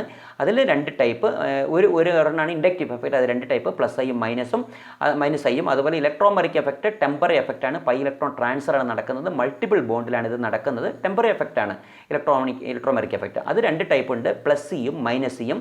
അതെങ്ങനെയാണ് വരുന്നത് എന്നുള്ളത് കൃത്യമായിട്ട് മനസ്സിലാക്കുക. എക്സാമ്പിൾ വേണം, ഇക്വേഷൻ എഴുതി പഠിക്കണം. പിന്നെ റെസൊണൻസ് എഫക്റ്റ് അഥവാ മീസോമെറിക് എഫക്റ്റ്, അത് 2 ടൈപ്പ്, പ്ലസ് ആറും മൈനസ് ആറും. അതെങ്ങനെയാണ് വരുന്നത്? പ്ലസ് ആർ എന്ന് പറഞ്ഞാൽ എന്താണ്, മൈനസ് ആർ എന്താണ്, അതിന് എക്സാമ്പിൾസ് വേണം. എന്തുകൊണ്ടാണ് പ്ലസ് ആറും മൈനസ് ആറും പറയപ്പെടുന്നത്, എന്താണ് അതിൻ്റെ ഡിഫറൻസ് എന്ന് മനസ്സിലാക്കി വെക്കുക. അതുപോലെ ഏറ്റവും പ്രധാനപ്പെട്ട ഒന്നാണ് നോ ബോണ്ട് റെസൊണൻസ് അഥവാ ഹൈപ്പർ കോൺജുഗേഷൻ എന്നറിയപ്പെടുന്നത്. ആൽക്കീൻസിലാണ് പ്രധാനമായിട്ട് പറയുക. ആൽക്കൈൽ സബ്സ്റ്റിറ്റ്യൂട്ട് അരീൻസിലും കാർബോണിയം അയോൺസിലും ഫ്രീ റാഡിക്കൽസിലും ഹൈപ്പർ കോൺജുഗേഷൻ വർക്കൗട്ടാണ് എന്നിരിക്കലും. ഓക്കെ, പ്രൊപ്പീനാണ് ഏറ്റവും നല്ല എക്സാമ്പിൾ. നോ ബോണ്ട് റെസൊണൻസ് എന്നറിയപ്പെടുന്നത് എന്തുകൊണ്ടാണെന്ന് ചോദിച്ചാൽ, ബോണ്ട് ബ്രേക്ക് ചെയ്തിട്ടാണ്, സിഗ്മ ബോണ്ട് ബ്രേക്ക് ചെയ്തിട്ടാണ് ഹൈപ്പർ കോൺജുഗേഷൻ വർക്കൗട്ട് ആവുന്നത്. അതുകൊണ്ട് തന്നെ ബോണ്ട് അവിടെ കാണാൻ കഴിയില്ല. എത്ര ഹൈപ്പർ കോൺജുഗേഷൻ പോസിബിലിറ്റീസ് ഉണ്ടോ അതിനനുസരിച്ച് സ്റ്റെബിലിറ്റി റൈസ് ചെയ്തുകൊണ്ടിരിക്കും. അതാണ് എൻ്റെ പ്രത്യേകത. അപ്പോൾ ഒരു മോളിക്യൂളിൻ്റെ അല്ലെങ്കിൽ ഒരു കോമ്പൗണ്ടിൻ്റെ സ്റ്റെബിലിറ്റി പറയുന്നതിൽ ഹൈപ്പർ കോൺജുഗേഷന് വലിയൊരു എഫക്റ്റ് ഉണ്ട്. അടുത്ത ബോണ്ട് ഫിഷനാണ്. 2 ടൈപ്പ് ബോണ്ടാണുള്ളത്, ബോണ്ട് ഫിഷനാണുള്ളത്. ഒന്ന് ഹോമോളിറ്റിക്, 2 ഹെട്രോളിറ്റിക്. ഒരേ ടൈപ്പ് റിയേജൻസ് ആണ് നമുക്ക് ബ്രേക്ക് ചെയ്ത് കിട്ടുന്നതെങ്കിൽ അതിനെ ഹോമോളിറ്റിക് ഫിഷൻ എന്ന് പറയും. ഡിഫറെൻറ്റ് ടൈപ്സ് ഓഫ് കോമ്പൗണ്ട്സ് ആണ് അല്ലെങ്കിൽ പാർട്ടിക്കിൾസ് ആണ് കിട്ടുന്നതെങ്കിൽ അതിനെ ഹെട്രോളിറ്റിക് ഫിഷൻ എന്ന് പറയും. അടുത്ത റിയാക്ഷൻ ഇൻ്റർമീഡിയറ്റ്സ് ആണ്. 3 ടൈപ്പാണുള്ളത്. ഫ്രീ റാഡിക്കൽസ്, കാർബോകാറ്റയോൺസ് അഥവാ കാർബോണിയം അയോൺസ്, അടുത്തത് കാർബാനയോൺസ്. അപ്പോൾ ഈ റിയാക്ഷൻ ഇൻ്റർമീഡിയറ്റിൻ്റെ സ്റ്റെബിലിറ്റിയും അതിൻ്റെ റീസൺസും വളരെ ഇമ്പോർട്ടൻ്റ് ആണ്. ഫ്രീ റാഡിക്കൽസ് ഒക്കെ എങ്ങനെയാണ് സ്റ്റേബിൾ ആവുന്നത്, ടേർഷറി, സെക്കൻഡറി, പ്രൈമറി ഇതൊക്കെ അറിയാലോ. അപ്പോൾ ഈ സ്റ്റെബിലിറ്റി ഏതിനാണ് വരുന്നതെന്ന് അറിഞ്ഞിരിക്കുക. അടുത്ത റിയേജൻസ്, അതിൽ ഇലക്ട്രോഫൈൽസ്, ന്യൂക്ലിയോഫൈൽസ് 2 റിയേജൻസ് ആണുള്ളത്. എന്താണ് ഇലക്ട്രോഫൈൽ എന്ന് പറഞ്ഞാൽ? ഇലക്ട്രോഫൈൽ എന്ന് പറഞ്ഞാൽ ഇലക്ട്രോൺ ലവിങ് എന്ന് പറയുമ്പോൾ അത് പോസിറ്റീവ് ചാർജുള്ള പാർട്ടിക്കിൾസ് ആയിരിക്കും. അത് പോസിറ്റീവ് ചാർജ് ഉണ്ടായിക്കോളം നിർബന്ധമില്ല. പോസിറ്റീവ് ചാർജ് ഇല്ലാത്ത ചില മോളിക്യൂൾസും ഇലക്ട്രോഫൈൽസ് ആയിട്ട് കാണാറുണ്ട്. അതിന് എക്സാമ്പിൾസ് പഠിക്കുക. അതുപോലെ ന്യൂക്ലിയോഫൈൽസ് എന്ന് പറഞ്ഞാൽ നെഗറ്റീവ് ചാർജ് ബിയറിംഗ് കോമ്പൗണ്ട്സ് ആണ്, അയോൺസ് ആണ്. ഈ നെഗറ്റീവ് ചാർജ് ഉള്ളത് മാത്രമേ ന്യൂക്ലിയോഫൈൽ ആകൂ എന്ന് പറയാൻ പറ്റില്ല. ചാർജ് ഇല്ലാത്തതും ന്യൂക്ലിയോഫൈൽസ് ആണ്. എക്സാമ്പിൾസ് പഠിക്കുക. അടുത്തത് ഓർഗാനിക് റിയാക്ഷൻസ് ആണ്. അതിൽ ആദ്യത്തത് സബ്സ്റ്റിറ്റ്യൂഷൻ ആണ്. നമ്മൾ 10th തൊട്ട് പഠിക്കുന്നത് തന്നെയാണ്, അത്ര തന്നെയുള്ളൂ, കൂടുതൽ ഡീറ്റെയിൽസ് ആയിട്ടൊന്നുമില്ല. സബ്സ്റ്റിറ്റ്യൂഷൻ അറിഞ്ഞിരിക്കുക. അതുപോലെ അഡീഷണൽ റിയാക്ഷൻസ്, ആൽക്കീൻസിലാണ് പ്രധാനമായിട്ട് അഡീഷണൽ റിയാക്ഷൻസ് നടക്കുന്നത്. Next is elimination. ആൽക്കഹോൾസിലും പിന്നെ ആൽക്കൈൽ ദാറ്റ് ഈസ് ഹാലോജനേറ്റഡ് കോമ്പൗണ്ട്സിലൊക്കെയാണ് സാധാരണ എലിമിനേഷൻ നടക്കുന്നത്. എലിമിനേഷൻ റിയേജൻസ് ഏതാണെന്ന് അറിയുക, അതിൻ്റെ കണ്ടീഷൻസ് കൃത്യമായിട്ട് മനസ്സിലാക്കുക. എക്സാമ്പിൾ എഴുതി പഠിക്കണം. നെക്സ്റ്റ് ഈസ് റീഅറേഞ്ച്മെൻറ്റ് റിയാക്ഷൻസ് ആണ്. ഏതെങ്കിലും ഒരു എക്സാമ്പിൾ നന്നായിട്ട് പഠിക്കുക. Next purification methods of organic compounds. Organic കോമ്പൗണ്ട്സിൽ ഇമ്പ്യൂരിറ്റി ഉണ്ടെങ്കിൽ അതിനെ മാറ്റുന്ന മെത്തേഡ്സ് ആണ്. അതിൽ വളരെ പ്രധാനപ്പെട്ട കുറേ മെത്തേഡ്സ് ഉണ്ട്. അതിലൊന്ന് ക്രിസ്റ്റലൈസേഷൻ, നെക്സ്റ്റ് സബ്ലിമേഷൻ. സബ്ലിമേഷൻ എന്ന് പറഞ്ഞാൽ direct conversion of solid into വേപ്പറാണ് സബ്ലിമേഷൻ. ഇപ്പോൾ ക്യാംഫറൊക്കെ നമുക്ക് അങ്ങനെ കൺവേർട്ട് ചെയ്യാൻ പറ്റും. ക്യാംഫർ സബ്ലൈമബിൾ ആണ്. അതായത് സോളിഡിനെ നേരിട്ട് നമുക്ക് വേപ്പർ ഫോമിലേക്ക് കൊണ്ടുപോകാം, എന്നിട്ട് കണ്ടൻസ് ചെയ്തിട്ട് തിരിച്ച് വീണ്ടും സോളിഡ് ആക്കാം. അപ്പോഴേക്കും അത് പ്യൂർ ആയിട്ടുണ്ടായിരിക്കും. അടുത്ത വേറൊരു മെത്തേഡാണ് ഡിസ്റ്റിലേഷൻ. ബോയിലിംഗ് പോയിന്റിൽ ഡിഫറൻസ് ഉണ്ടെങ്കിലാണ് നമ്മൾ ഡിസ്റ്റിലേഷൻ മെത്തേഡ് ഉപയോഗിക്കുന്നത്. അപ്പം ആൽക്കഹോൾ വാട്ടറിൽ നിന്ന് സെപ്പറേറ്റ് ചെയ്യാൻ സാധാരണ ഡിസ്റ്റിലേഷൻ മെത്തേഡ് ഉപയോഗിക്കാറുണ്ട്. ആൽക്കഹോൾ ഡിസ്റ്റിൽ ചെയ്യാൻ പറ്റുന്നതാണ്. അടുത്തത് സ്റ്റീം ഡിസ്റ്റിലേഷൻ. സ്റ്റീം ഡിസ്റ്റിലേഷൻ എന്ന് പറയുന്നത് സാധാരണ ഡിസ്റ്റിലേഷൻ നടത്താൻ പറ്റാത്ത ചില കോമ്പൗണ്ട്സിനെയാണ് സ്റ്റീം ഡിസ്റ്റിലേഷൻ നടത്തുന്നത്. വാട്ടർ ഇവാപ്പറേറ്റ് ചെയ്തിട്ട് ആ സ്റ്റീം ആക്കുന്നു, സ്റ്റീമിലാണ് ഡിസ്റ്റിൽ ചെയ്തെടുക്കുന്നത്. അടുത്ത വേറൊരു method solvent extraction, that is differential extraction. മറ്റൊരു മെത്തേഡ് ക്രോമാറ്റോഗ്രാഫി. ക്രോമാറ്റോഗ്രാഫി 2 ടൈപ്പ് ഉണ്ട്. Number 1 adsorption chromatography, number 2 partition chromatography. Adsorption ടെക്നിക്കാണ് അഡ്സോർപ്ഷൻ ക്രോമാറ്റോഗ്രാഫിയിൽ ഉപയോഗിക്കുന്നത്. നെക്സ്റ്റ് അഡ്സോർപ്ഷൻ ക്രോമാറ്റോഗ്രാഫി തന്നെ 2 ടൈപ്പ് ഉണ്ട്. അത് ഒന്ന് column chromatography, next thin layer chromatography. അതിൻ്റെ ചിത്രം വരച്ച് ഡയഗ്രാം വരച്ച് പഠിക്കണം. അതിൽ തന്നെ അഡ്സോർബെൻറ്റ് ഇതൊക്കെ മനസ്സിലാക്കുക. എലുവെൻറ്റ് കൃത്യമായിട്ട് അറിഞ്ഞിരിക്കണം. അടുത്ത detection of elements in organic compounds. ഒരു ഓർഗാനിക് കോമ്പൗണ്ടിൽ നൈട്രജൻ ഉണ്ടോ, സൾഫർ ഉണ്ടോ, ഫോസ്ഫറസ് ഉണ്ടോ, ഹാലജൻ ഉണ്ടോ തുടങ്ങിയതൊക്കെ കണ്ടെത്താൻ വേണ്ടിയിട്ടുള്ള ലെസൈൻ ടെസ്റ്റ് ഉണ്ട്. അത് ലെസൈൻസ് ഫിൽട്രേറ്റ് പ്രിപ്പറേഷൻ അറിഞ്ഞിരിക്കുക. സോഡിയമാണ് ഉപയോഗിക്കുന്നത്. ലെസൈൻ ടെസ്റ്റിൽ നൈട്രജൻ, സൾഫർ, ഹാലജൻ തന്നെ ക്ലോറിൻ, ബ്രോമിൻ, അയഡിൻ ഇതൊക്കെ സെപ്പറേറ്റ് ആയിട്ട് ഐഡൻറ്റിഫൈ ചെയ്യാൻ നമുക്ക് കഴിയുന്നു. ഡിറ്റക്ഷൻ ഓഫ് ഫോസ്ഫറസ് നടത്താൻ അമോണിയം മോളിബ്ഡേറ്റ് സൊല്യൂഷനാണ് ഉപയോഗിക്കുന്നത്. അതും മനസ്സിലാക്കി വെക്കുക. മറ്റൊന്ന് എസ്റ്റിമേഷൻ എന്ന് പറയുന്ന ടെക്നിക്കാണ്. എസ്റ്റിമേഷൻ എന്ന് പറഞ്ഞാൽ ക്വാണ്ടിറ്റി അസസ് ചെയ്യലാണ്. ഓർഗാനിക് കോമ്പൗണ്ടിൽ കാർബൺ എത്ര ക്വാണ്ടിറ്റി ഉണ്ട്, ഹൈഡ്രജൻ എത്ര ക്വാണ്ടിറ്റി ഉണ്ട്, അതുപോലെ തന്നെ ഹാലജൻ എത്ര ക്വാണ്ടിറ്റി ഉണ്ട്, എത്ര പെർസെൻറ്റേജ് ഹാലജൻ ഉണ്ട് എന്ന് കണ്ടെത്താൻ കഴിയും. അതിനുപയോഗിക്കുന്ന മെത്തേഡ് കാരിയസ് മെത്തേഡാണ്. കൃത്യമായിട്ട് കാരിയസ് ട്യൂബിലുള്ള റിയാക്ഷൻ അറിഞ്ഞിരിക്കുക. അതോടൊപ്പം തന്നെ എങ്ങനെയാണ് എസ്റ്റിമേറ്റ് ചെയ്യുക, അതിനുള്ള മാത്തമാറ്റിക്കൽ എക്സ്പ്രഷൻ ഏതാണ്, ഏത് ഫോർമുലയാണ് ഉപയോഗിക്കുന്നത് തുടങ്ങിയത് അറിഞ്ഞിരിക്കണം. അതോടൊപ്പം സൾഫറിൻ്റെ എസ്റ്റിമേഷൻ നടത്തുന്ന കാരിയസ് മെത്തേഡ് വെച്ചിട്ട് തന്നെയാണ്. കാരിയസ് മെത്തേഡിൽ എങ്ങനെയാണ് സൾഫർ കണ്ടുപിടിക്കുക എന്ന് അറിഞ്ഞിരിക്കണം. അതിൻ്റെ എസ്റ്റിമേഷൻ അറിയാനുള്ള ഇക്വേഷൻ അറിഞ്ഞിരിക്കുക. പിന്നെ നൈട്രജനെ സംബന്ധിച്ച് ഡ്യുമാസ് മെത്തേഡ് എന്നും ജൽദാൽ മെത്തേഡ് എന്നും 2 മെത്തേഡ് ഉണ്ട്. അത് നല്ല ഡിഫറൻസ് ഉണ്ട്, കൃത്യമായിട്ട് അറിയണം. ജൽദാൽ മെത്തേഡിലും ഡ്യുമാസ് മെത്തേഡിലും മാത്തമാറ്റിക്കൽ എക്സ്പ്രഷനും ഇക്വേഷനും അറിഞ്ഞിരിക്കുക. അതിന് ടെക്നിക്കും വ്യത്യാസമുണ്ട്. ജൽദാൽ മെത്തേഡിൽ ടൈട്രേഷൻ മെത്തേഡൊക്കെ ഉപയോഗിച്ചിട്ടാണ് ചെയ്യുന്നത്, അറിഞ്ഞിരിക്കുക. ഓക്സിജൻ്റെ എസ്റ്റിമേഷൻ വളരെ ഇമ്പോർട്ടൻ്റ് ആണ്. ഒരു കോമ്പൗണ്ടിൽ ഓക്സിജൻ എത്ര ഉണ്ടെന്ന് അറിയാൻ വേണ്ടിയിട്ട് ഓർഗാനിക് കോമ്പൗണ്ടിനെ നമുക്ക് കൺവേർട്ട് ചെയ്യാൻ പറ്റും, കാർബൺ ഡൈ ഓക്സൈഡായിട്ട് കൺവേർട്ട് ചെയ്യാൻ പറ്റും. കാർബൺ ഡൈ ഓക്സൈഡിൻ്റെ ടോട്ടൽ മോളിക്കുലർ വെയിറ്റ് 44 ആണ്. ഓക്സിജൻ്റെ അറ്റോമിക് വെയിറ്റ് 16 ആണ്. So 16/44 × 100 the percentage of oxygen can be determined very easily. അപ്പോൾ ഇപ്രകാരം ഓരോ എലമെൻറ്റിൻ്റെയും ക്വാണ്ടിറ്റി അസസ് ചെയ്യുന്ന എസ്റ്റിമേഷൻ ടെക്നിക്ക് കൂടി ഈ ചാപ്റ്ററിൽ വളരെ ഇമ്പോർട്ടൻ്റ് ആണ്. അപ്പോൾ ഡിറ്റക്ഷൻ ഓഫ് എലമെൻസും എസ്റ്റിമേഷൻ ഓഫ് എലമെൻസും ഓരോന്നായിട്ട് കൃത്യമായിട്ട് പഠിച്ച് വെക്കണം.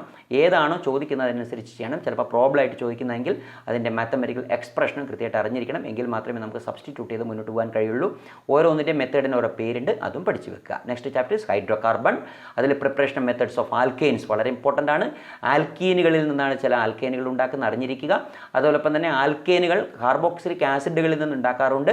അതിനുള്ള 2 മെത്തേഡ്സിൽ ഒന്ന് decarboxylation by using soda lime, വേറൊരു മെത്തേഡ് കോൾഡ്സ് ഇലക്ട്രോളിറ്റിക് മെത്തേഡ്. അത് രണ്ടും കൃത്യമായിട്ട് പഠിച്ചു വെക്കുക. മറ്റൊന്ന് കെമിക്കൽ പ്രോപ്പർട്ടീസ് ഓഫ് ആൽക്കെയിൻസ് ആണ്. അടുത്തത് free radical mechanism of halogenation of alkanes ആണ്.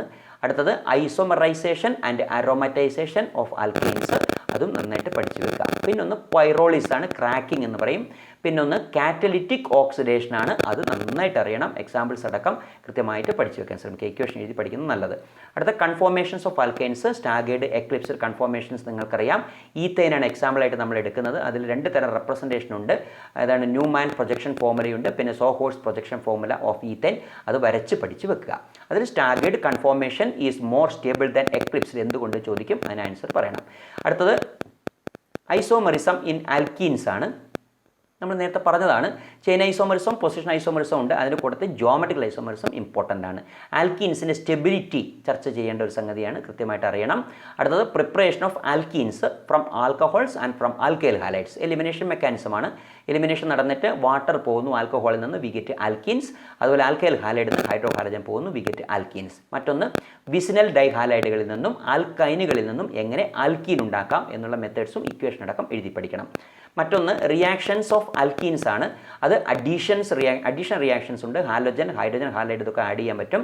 അതുപോലെ മാർക്കോണിക്കോവ് റൂളും പെറോക്സൈഡ് എഫക്റ്റും വളരെ ഇമ്പോർട്ടൻ്റ് ആണ്, ഓർത്തിരിക്കുക. മാർക്കോണിക്കോവ് അഡീഷൻ എന്താണെന്ന് അറിയാലോ. അതിൻ്റെ ഓപ്പോസിറ്റാണ് ആൻറ്റി മാർക്കോണിക്കോവ് അഡീഷൻ അഥവാ Kharasch effect or peroxide effect. മറ്റൊന്ന് തിയറിറ്റിക്കൽ എക്സ്പ്ലനേഷൻ ഓഫ് മാർക്കോണിക്കോവ് റൂളാണ്. അത് അറിഞ്ഞിരിക്കുക. എക്സാമ്പിൾ അടക്കം പഠിക്കണം. Addition of water to alkenes അറിഞ്ഞിരിക്കുക. Oxidation of alkenes, Baeyer's method അറിഞ്ഞിരിക്കുക. ബെയേഴ്സ് ടെസ്റ്റ് അറിയുക. ഓസോണോളിസിസ് ഓഫ് ആൽക്കീൻസ് വളരെ ഇമ്പോർട്ടൻ്റ് ആണ്. ആൽഡിഹൈഡ്സ് ഓർ കീറ്റോൺസ് ആണ് അവിടെ ഫോം ചെയ്യുക. അപ്പോൾ ഓസോണോളിസ് ഈ എത്തീൻ എടുക്കാം അല്ലെങ്കിൽ പ്രൊപ്പീൻ എടുക്കാം. എന്നിട്ട് ഏതാണോ തന്നിരിക്കുന്നത് അത് ഓസോണുമായിട്ട് റിയേറ്റ് ചെയ്യുന്നു, ഓസോണൈഡ് കിട്ടുന്നു. അതിൻ്റെ ഹൈഡ്രോളിസിസ് ലാസ്റ്റ് സ്റ്റെപ്പിൽ we get aldehydes and ketones. Example എഴുതി പഠിക്കുക. Next reduction and polymerisation reactions ആണ്. അടുത്തത് preparation of acetylene ethyne from calcium carbide, that is very important. CaC2 നിന്ന് എങ്ങനെയാണ് C2H2 ഉണ്ടാക്കുന്നത്? വാട്ടറുമായിട്ട് റിയാക്ട് ചെയ്തിട്ടാണ്. അടുത്തത് addition of water, that is ആൽക്കൈൻസിലേക്ക് addition add of water add ചെയ്യുന്നത്. പിന്നെ ആൽഡിഹൈഡ്സ് ഓർ കീറ്റോൺസ് ഉണ്ടാകുന്നു, അതിൻ്റെ മെക്കാനിസം അറിഞ്ഞിരിക്കുക. Polymerization of acetylene to benzene, that is very important. Next is acidity and S character, that is very important. ആൽക്കൈനുകൾ ആൽക്കീനുകളേക്കാൾ acidic ആണ്, ആൽക്കീനുകൾ ആൽക്കേനുകളേക്കാൾ അസിഡിക് ആണ്. എന്തുകൊണ്ട്? ആൽക്കൈനുകളിൽ sp ഹൈബ്രിഡൈസേഷനാണ് 50% എസ് ക്യാരക്ടർ ഉണ്ട്. ആൽക്കീനുകളിൽ sp2 ഹൈബ്രിഡൈസേഷനാണ് 33.33% എസ് ക്യാരക്ടർ ഉള്ളൂ. ആൽക്കേനുകളിൽ sp3 ഹൈബ്രിഡൈസേഷനാണ് ഓൺലി 25% എസ് ക്യാരക്ടർ ഉള്ളൂ. അപ്പോൾ എസ് ക്യാരക്ടർ റൈസ് ചെയ്യുന്നതിനനുസരിച്ചിട്ട് അസിഡിക് ക്യാരക്ടർ റൈസ് ചെയ്യും. കാരണം എന്തെന്നറിയണം? പെനിട്രേഷൻ കപ്പാസിറ്റി കൂടും. പെനിട്രേഷൻ എബിലിറ്റി കൂടുന്ന സമയത്ത് ഇലക്ട്രോൺ നെഗറ്റിവിറ്റി ക്രിയേറ്റ് ചെയ്യപ്പെടുന്നു. കാർബൺ ഇലക്ട്രോണുകളെ അതിൻ്റെ അടുത്തേക്ക് അട്രാക്റ്റ് ചെയ്യുന്നു. അതുകൊണ്ട് എന്ത് സംഭവിക്കും? അസിഡിക് ക്യാരക്ടർ കൂടുന്നു. ഹൈഡ്രജനെ ഡൊണേറ്റ് ചെയ്യാനുള്ള കപ്പാസിറ്റി വർദ്ധിക്കുന്നു. അങ്ങനെയാണ് അസിഡിക് ക്യാരക്ടർ റൈസ് ചെയ്യുന്നത്. അതിനെക്കുറിച്ച് കൃത്യമായിട്ട് പഠിച്ചു വെക്കുക. അപ്പോൾ CH triple bond CH more acidic ആണ്. അടുത്ത അരോമാറ്റിക് ഹൈഡ്രോ കാർബൺസ് അരീൻസ് എന്നറിയപ്പെടുന്ന ഭാഗമാണ്. അവിടെ സ്ട്രക്ചർ ഓഫ് ബെൻസിൻ വളരെ ഇമ്പോർട്ടൻ്റ് ആണ്. ബെൻസിൻ്റെ സ്ട്രക്ചർ വരച്ച് പഠിക്കണം. sp2 ഹൈബ്രിഡൈസേഷനാണ്. കെക്കുലെ സ്ട്രക്ചറിന് ലിമിറ്റേഷൻസ് ഉണ്ട്. അത് ഏതൊക്കെയാണെന്ന് മനസ്സിലാക്കുക. അതിൽ നിന്നാണ് നമ്മൾ പുതിയൊരു കൺസെപ്റ്റിലേക്ക് കയറുക. That is molecular orbital concept. Molecular orbital കൺസെപ്റ്റിലേക്ക് എത്തുമ്പോൾ നമുക്ക് ഹൈബ്രിഡൈസേഷൻ മനസ്സിലാക്കാൻ കഴിയണം. ഹൈബ്രിഡൈസേഷനിൽ ഒരു ഓർബിറ്റിൽ ഹൈബ്രിഡൈസ്ഡ് അല്ല p ഓർബിറ്റിൽ. അതാണ് ഡീലോക്കലൈസേഷൻ സഹായിക്കുന്നത്. അങ്ങനെയാണ് റെസൊണൻസ് ഫോം ചെയ്യുന്നത്. ആ ഡീലോക്കലൈസേഷനും റെസൊണൻസ് സ്ട്രക്ചറും നന്നായിട്ട് വരച്ച് പഠിക്കുക. Structure of molecular orbital structure of benzene വളരെ ഇമ്പോർട്ടൻ്റ് ആണ്. അത് എക്സ്പ്ലെയിൻ ചെയ്യാൻ ചോദിക്കാറുണ്ട് എക്സാമിനേഷന്. വരച്ച് പഠിക്കണം. അപ്പോൾ താഴെയും മേലെയും ഓരോ ഇലക്ട്രോൺ ക്ലൗഡ് ഫോം ചെയ്യുന്നതാണ് ബെൻസിൻ്റെ സ്ട്രക്ചർ. ഓർത്തിരിക്കുക. മറ്റൊന്ന് ഹക്കൽസ് 4n+2 റൂളാണ്. അത് ആരോമാറ്റിസിറ്റിയുമായി ബന്ധപ്പെട്ടിരിക്കുന്നു. എന്താണ് ഹക്കൽസ് 4n+2 റൂൾ എന്ന് പഠിക്കുക. മറ്റൊന്ന് preparation of benzene from sodium benzoate, മറ്റൊന്ന് ബെൻസിൻ ഫ്രം ഫിനോൾ എങ്ങനെയാണ് ഉണ്ടാക്കുന്നത് എന്നറിയുക. ഇലക്ട്രോഫിലിക് സബ്സ്റ്റിറ്റ്യൂഷൻ റിയാക്ഷൻസ് വളരെ വളരെ ഇമ്പോർട്ടൻ്റ് ആണ്. അതിൽ ആദ്യത്തത് ഹാലോജനേഷനാണ്.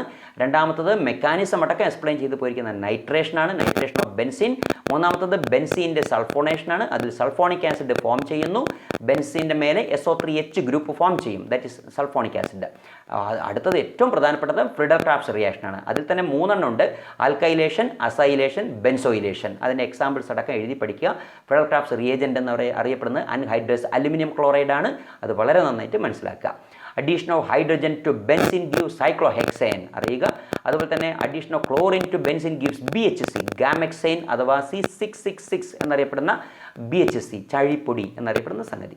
അടുത്തത് ഐസോമറിസം ഓഫ് അരീൻസ് ആണ്. അതിൽ ഓർത്തോ മെറ്റാപാര ഐസോമേഴ്സ് ഫോം ചെയ്യുന്നതും അതിൻ്റെ എക്സാമ്പിൾസും വളരെ നന്നായിട്ട് മനസ്സിലാക്കുക. ഇനി അതിൽ വളരെ പ്രധാനപ്പെട്ട ഒന്നാണ് ഓർത്തോപാര ഡയറക്റ്റിംഗ് ഗ്രൂപ്പ്സ്, അതുപോലെ മെറ്റാ ഡയറക്റ്റിംഗ് ഗ്രൂപ്പ്. ഏതൊക്കെയാണ് ഓർത്തോപാര ഡയറക്റ്റിംഗ് ഗ്രൂപ്പ്, ഏതൊക്കെയാണ് മെറ്റാ ഡയറക്റ്റിംഗ് ഗ്രൂപ്പ്, എന്തുകൊണ്ടാണ് ഇവയ്ക്ക് ഇങ്ങനെ കഴിയുന്നതെന്ന് മനസ്സിലാക്കുക. പിന്നെ ഏറ്റവും അവസാനത്തെ പോയിന്റ് എന്ന് പറയുന്നത് പോളി ന്യൂക്ലിയർ ഹൈഡ്രോ കാർബൺസ് ആണ്. More than 1 benzene ring join ചെയ്തിരിക്കുന്ന compounds. Next chapter is environmental chemistry. Nowadays this chapter is very important. കാരണം നമ്മൾ ഈ ഭൂമി തന്നെ മൊത്തത്തിൽ യൂണിവേഴ്സിൽ ത്രട്ടനിങ് അനുഭവിക്കുന്ന, ഭീഷണി അനുഭവിക്കുന്ന ഒരു സമയമാണിപ്പോൾ. അതിൻ്റെ കാരണം പ്രധാനമായിട്ട് നാച്ചുറൽ കലാമിറ്റീസ് ഒക്കെ ഉണ്ടാകാം. എന്നിരിക്കലും മനുഷ്യനിർമ്മിതമായിരിക്കുന്ന കുറേ കാരണങ്ങൾ അതിലുണ്ട്. മനുഷ്യനുണ്ടാക്കുന്ന ചില പ്രശ്നങ്ങളുണ്ട്. പൊല്യൂട്ടൻസിനൊക്കെ മനുഷ്യനുണ്ടാക്കുന്നു. ഏതൊക്കെ പൊല്യൂഷനാണുള്ളത്? ട്രോപ്പോഫെറിക് പൊല്യൂഷനാണ് പ്രധാനമായിട്ട്. അത് ഗ്യാഷ്യസ് പൊല്യൂട്ടൻസ്, അതിൽ തന്നെ പർട്ടിക്കുലേറ്റ് പൊല്യൂട്ടൻസ്. എക്സാമ്പിൾ അതിൻ്റെ ഏതൊക്കെയാണ് പർട്ടിക്കുലേറ്റ് പൊല്യൂട്ടൻ എന്ന് അറിയണം. പിന്നെ ഫോർമേഷനും കാര്യങ്ങൾ അറിയണം.